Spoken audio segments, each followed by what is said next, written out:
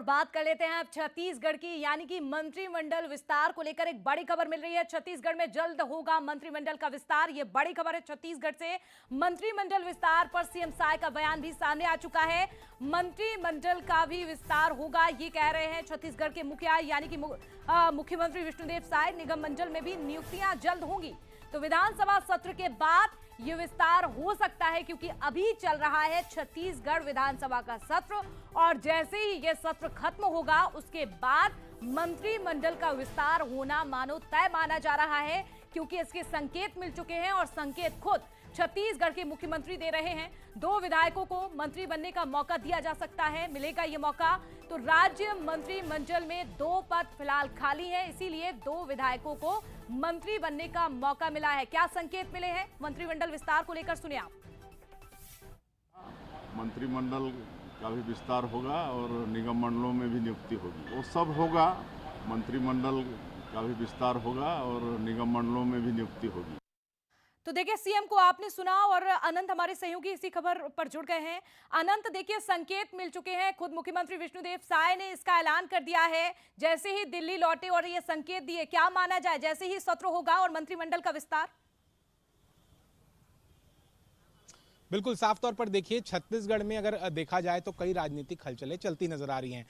अगर सबसे पहले बात करें तो कई वीआईपी मूवमेंट जो हैं वो छत्तीसगढ़ में देखने को मिलेंगे आने वाले दिनों में। पहले राष्ट्रपति का दौरा होगा और उसके बाद 30 मार्च को प्रधानमंत्री नरेंद्र मोदी छत्तीसगढ़ के दौरे पर आएंगे। और देखिए, खबरें ये भी निकलकर सामने आ रही थी कि विधानसभा सत्र के बाद ही मुख्यमंत्री विष्णुदेव साय जो है अपने मंत्रिमंडल का विस्तार करते नजर आ सकते हैं। लेकिन 30 तारीख को प्रधानमंत्री नरेंद्र मोदी का दौरा हो रहा है और दौरे के बाद जो है अब कहा जा रहा है कि ये जो मंत्रिमंडल का विस्तार होगा वो जल्द होता नजर आएगा, क्योंकि 2 पद अभी खाली हैं। और अगर देखा जाए तो एक पद तो पहले से ही खाली थे सरकार बनने के बाद, लेकिन एक पद पूर्व मंत्री कहें बृजमोहन अग्रवाल के सांसद बनने के बाद वो एक पद खाली हुआ था। तो 2 पद खाली हैं और कहा यह जा रहा है कि मंत्रिमंडल के विभागों में भी जो है वो भी बदलाव होता नजर आएगा। और उसके साथ ही निगम मंडल के अध्यक्षों में की भी नियुक्तियां जल्द होनी है। और इसकी साफ तौर पर आज संकेत मुख्यमंत्री विष्णुदेव साय ने आज एयरपोर्ट में दिल्ली दौरे से लौटने के बाद जो है दिए हैं। उन्होंने कहा है कि जल्द इंतजार करिए और ये जल्द जो है ये सभी चीजों की घोषणा जो है वो होती नजर आएगी।